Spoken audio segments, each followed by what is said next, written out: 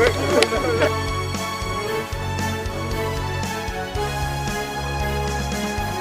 Indonesia, badak Sumatera merupakan satu dari 4 satwa kunci yang dianugerahkan hidup di Provinsi Aceh.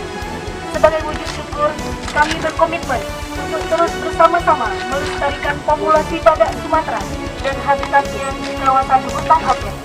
Dengan keberadaan suaka badak Sumatera Aceh Timur diharapkan dapat memberikan manfaat dalam upaya penyelamatan badak Sumatera, pelestarian keanekaragaman hayati, ilmu pengetahuan, dan tetap menjadi kebanggaan masyarakat.